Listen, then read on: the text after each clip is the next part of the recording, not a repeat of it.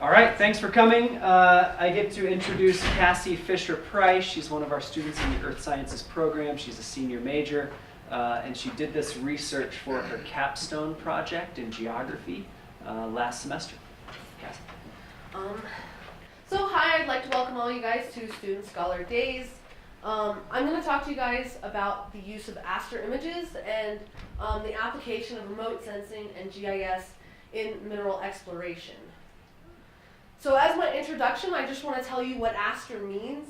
It's the Advanced Spaceborne Thermal Emission and Reflectance Radiometer. So that is just a really fancy way of saying this is a sensor hooked up to a satellite that's orbiting Earth right now. This was actually a satellite that was launched by a co-op team from Japan and the US. You can get all of the aster data for free on the NASA website. So aster, when the aster sensor starts to collect data, it collects it in 14 different bands, which means that it takes our entire electromagnetic spectrum and it separates it into 4 bite-sized pieces. So the applications of aster imaging are nearly limitless. So things that I actually personally looked into were mineral exploration, temperature readings, seafloor reflectance, things like that. We use them for vegetation a lot. Vegetation is one of the most, I found to be one of the more prevalent things that we use it for. So the objectives of my research were to verify the use of aster images in remote sensing and mineral exploration. My second objective was to determine if a signature for pyrite could be found here within the San Luis Valley. I wanted to do this using Esri ArcMap, which is a program that the Earth Science Department currently has a license to. It's a really awesome program. My third objective, I wanted to prove that remote sensing is applicable in fields of mineral exploration and land reclamation, things like that. Environmental reclamation as well. So when you take a mine and you basically try to revert it back to what it was before the mine was there, things like that is what aster is commonly been used for in the studies I found. So my hypothesis was that I could use aster data to identify pyrite in the northern SLV Valley. So I thought that developing a method for finding pyrite is a really cost-effective way to help initial mineral exploration and environmental reclamation. So the reason it would be useful for mineral exploration is because pyrite tends to occur quite frequently with high-value ores. So gold, silver, things like those of those nature, we tend to find a lot of pyrite. So I did just want to talk briefly about 2 of the studies I used in my project. These actually helped me form my methodologies. They were super important in how I based my study and what I did in there. So the first one was done by the ASL Environmental Sciences Incorporation Company. This is a huge company that does tons and tons of GIS work. They do a lot of remote sensing stuff. The report I used from their company actually had a table that they had detailed all of the known minerals that they look for and the band combinations. This was extremely important to my study because when I first started, I had images that had 14 sets underneath them, and I had no idea how I was going to decide, okay, what signature will pyrite show up on. So by using their study, I found that ferrous and ferric oxides, which are iron oxides, which are also a form of pyrite, it's basically a decomposed form of pyrite, they gave me a good starting place, basically. So this is an image from their study. This is what I wanted to do. So this here is a tailing ponds and pits. This is actually right outside of a mine. This is their remote sense. This is the image they use for aster data. And this actually shows you the amount of pyrite that is within this area. It's a scale. I believe that the red is high and then blue is low. So you can tell there's a lot of ferric There's a lot of iron that's been washed away from this mine entrance, from the from the tailings and from the so as you mine, they pull out extra dirt, they dump it somewhere. So this is iron that's coming off of those dumps.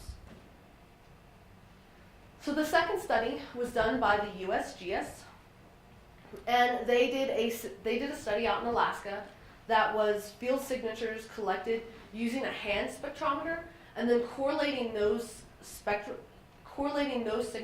with ASTER data. This was an interesting project. I had wanted to do something similar to this, but we don't actually have a handheld spectrometer that I know of within the science department. But their study was really awesome. They went through and they had mapped out a bunch of known mineral locations. They mapped out a bunch of known mine places. And they actually found, when they did their maps, that it actually correlated with a lot of known stuff. But they also had a couple issues where they knew where stuff was at, but it didn't show up. They actually attributed that to to a high amount of vegetation and snow cover. So what was really interesting with this study is that they didn't black out the snow and vegetation cover signatures, which is something that previous study had done. And blacking out those signatures basically enables you to take a closer look at exactly what sort of signatures are left over. If you take away, okay, I know vegetation is going to show up in this spectrum, and you take that away, then you remove the doubt of knowing that vegetation could possibly be throwing your results off. So some of the spectral analysis methods that I learned from the studies and that I used in my own studies would be the principal component analysis.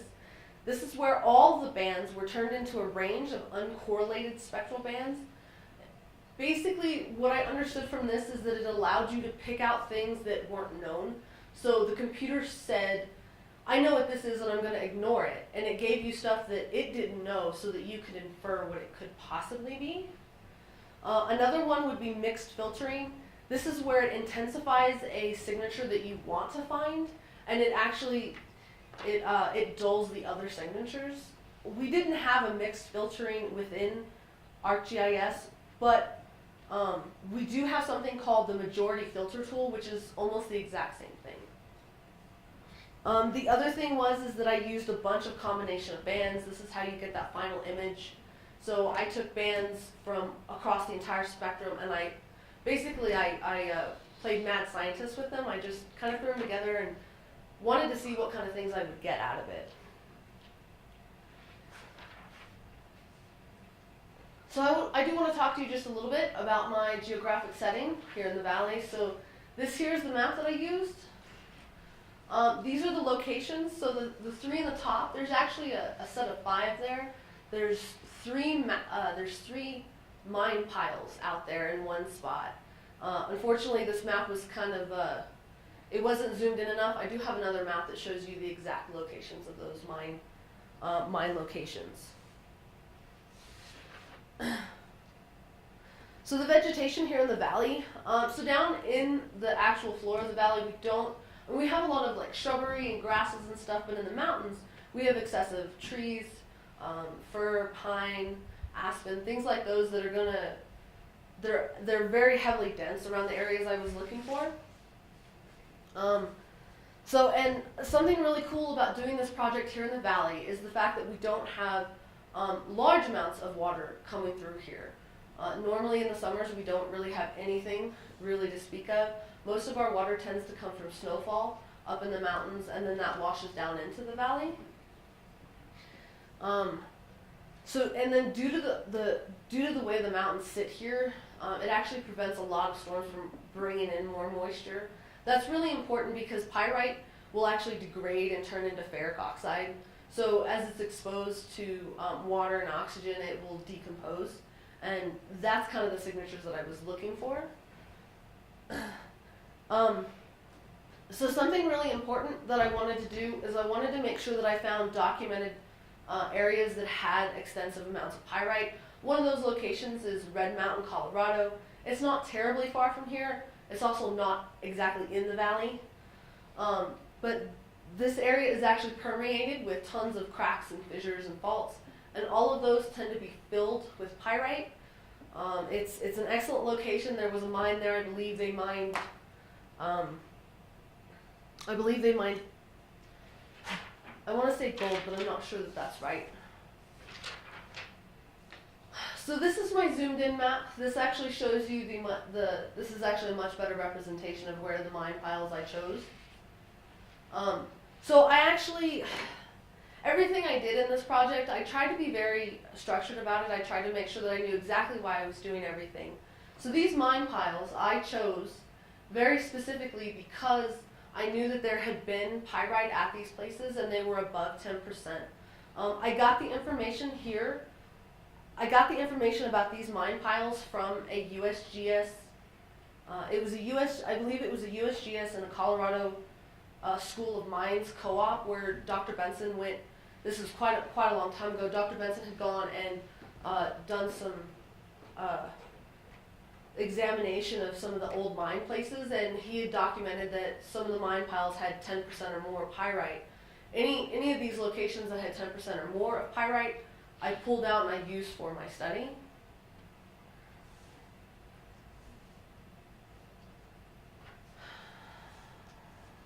So now I'm going to talk about my methodologies. The two primary methods I had was researching previous data that had used Aster data specifically.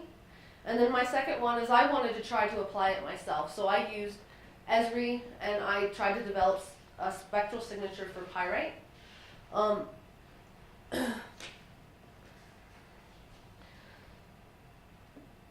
So I did have one of the mine piles that I really wanted to show up with a signature, had above 50% pyrite content in it.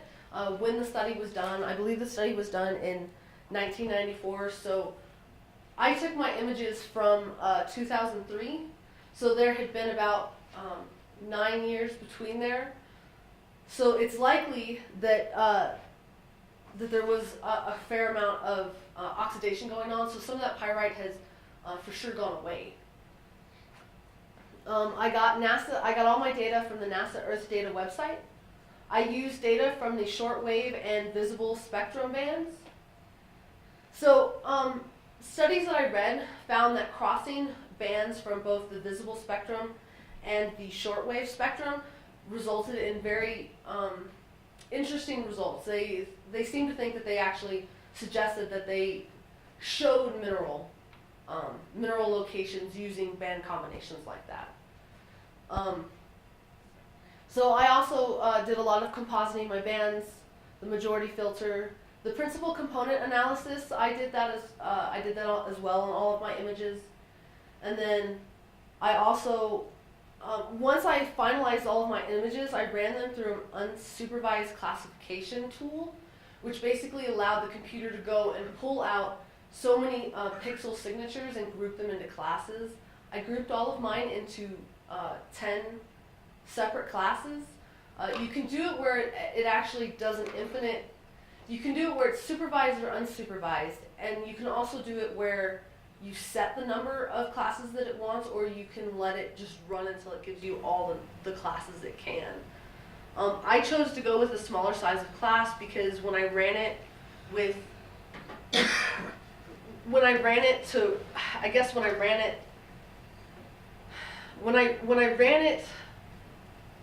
through the machine, when I ran it through the program that allowed you to get all of the pixel ranges, it ended up giving me like 57 or 58 different pixel classes, and I come to decide that really wasn't giving me anything useful. All that was doing was telling me that there's a huge range of pixel numbers in this image, which is why I decreased the class to just 10 class sizes. So this is the first of my images. This is the composite images. And so what I did for this is for each band, I had 4 granules, which is what they call each image or swath of land, and I stitched them together. And then I took those 4 stitched images and I put them together as a red, green, and blue composite. So composite is where I take the 4 separate I take 3 separate bands and I squish them together to make one image. So my first one, this one here is this is my 4, 6, and 8. So for 8 here, this is my 4, 6, and 8 band. And I chose different colors for each of these just to kind of see what I would get. I did also run all of these in the same one, and they all kind of come out the same. This is my next one. So this is the principal component tool. This is this one is my 4, 5, and 7. This here is my 6, 3, and 1. And this is my 2, 1, and 3. So I made sure to do 1, 2, and 3 because that would give me the actual visible spectrum. That would give me the real image. So I have that with all of my results just to kind of show as a comparison. This, of course, is just in black and white. I did a lot of playing around with the colors and the color schemes on it just to try to see if I could fish out any sort of differences in what was picked up.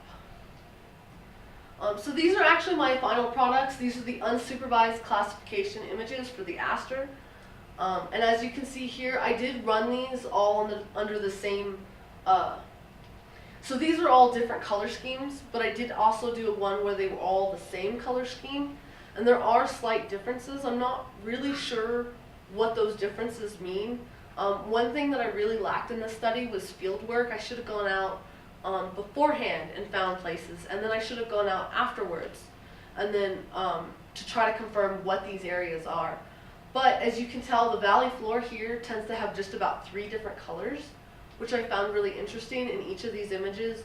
They all had, it was all pretty predictable what I could find in the valley floor, but here they all changed. So for my conclusion for this is that the tools for spectral analysis, either I didn't know where they were, or I don't believe the ArcGIS 10.31, which is what we have access to, has the tools that I wanted it to have. Most studies I read used a program called ENVI, which is actually specifically meant for spectral analysis, whereas ArcGIS tends to be used for superficial stuff, so it tends to be used for like populations and vegetation and things like that. I also think that one of my biggest problems is that I didn't know how to remove the vegetation signature. That's something that was done in several of my studies, but none of my studies really seem to actually talk about this is how you remove the spectral signature. A lot of the studies were very vague. They didn't actually give you exact instructions, and I wanted exact instructions. So there was a lot of vegetation in all the sites I picked. So I think the overpowering vegetation signatures probably totally threw off all my results. And then I think that my hypothesis was correct and not correct because aster has been proven time and time again to be used in other studies that it can be used to find minerals. It's been used to find gold. It's been used to find silver. A lot of the studies I used aster to find specifically gold, which was just really interesting. A lot of them actually did them out in Africa, in the desert areas where there is no vegetation. And then, so what I found was really interesting. It was a lot of work. Despite me not really understanding my results, I did also come away from this project with a lot of knowledge, and the fact that I now know what it means to combine bands. I also know how to combine bands. I know why it's important to rearrange those things. And if I could change things, once again, I would do a lot of field work to associate with that. But I would also try to use different programs. And then I would like to, and then one other thing that I would like to do is I'd like to learn how to half a band. A lot of studies actually took it where you had like 5 1/4 band, and I'm not sure what they did to get that, but they got really awesome photos from it, and none of them really explained how they did it, but it was something that I really wish I could have been able to apply to this. And I think that's the end of my talk.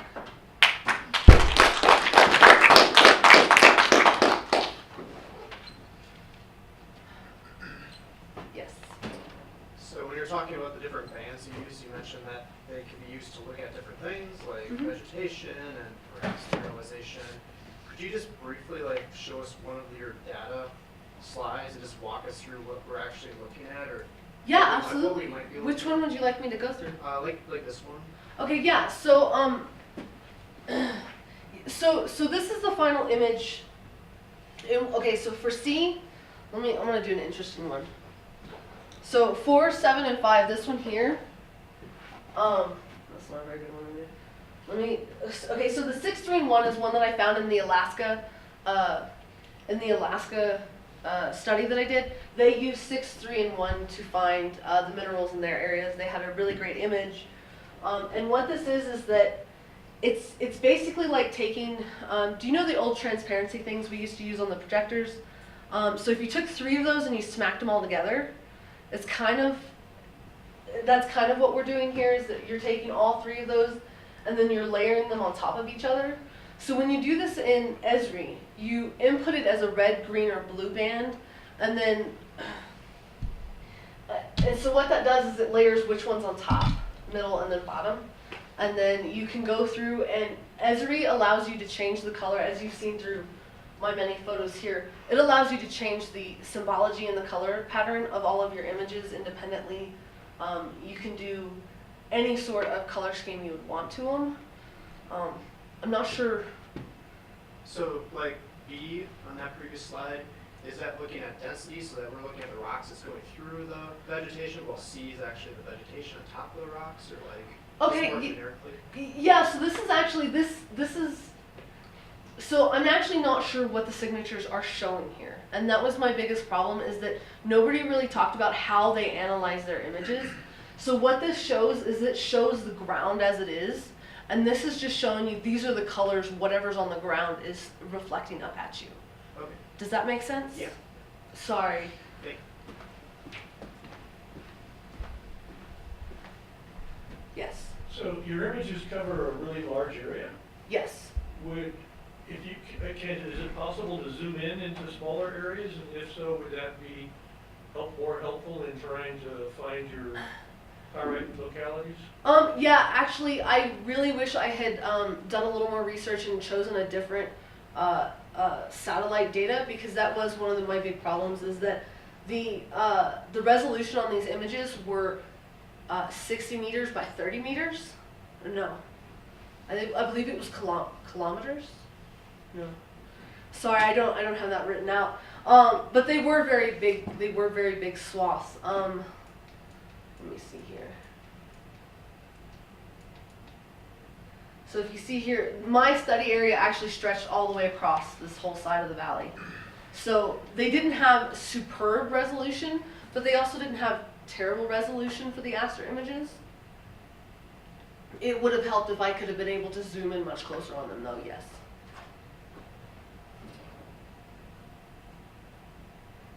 Yes. And so it's pyrite that you were looking for, right? The mineral? Yes, sir. What's the common use of that, or why are we interested in that from an application standpoint in general population, so to speak? What do we use this mineral for? So we don't actually we don't actually use pyrite for anything that I personally know of, but pyrite's a really good indicator that there are precious ores or minerals around. So generally, if you find gold ore, you will find pyrite. Same with any other sort of high value economic ore. And then something else really important with something else that's really significant with that is, so when you're reclaiming the land from a mine, pyrite tends to be a really good indicator. If there's a lot of pyrite in the area, you've done a really crappy job of reclaiming that land. And it tends to give you a good indication on whether or not somebody needs to go back in behind you and re-reclaim it, or if that company needs to go back in and try something different. So generally, you don't want a lot of standing pyrite anywhere. You don't want a lot of heavy iron in the water sources or in those mine piles anymore. So from your standpoint, are you more interested in the first part, finding mineral, like precious ore, or are you more interested in the second part? I'm much more interested in finding ores. Okay. Most of the studies I read were about finding ores, but I'm dual majoring, so I tried to make sure that I brought both of my majors into this and try to make sure that I got to use both.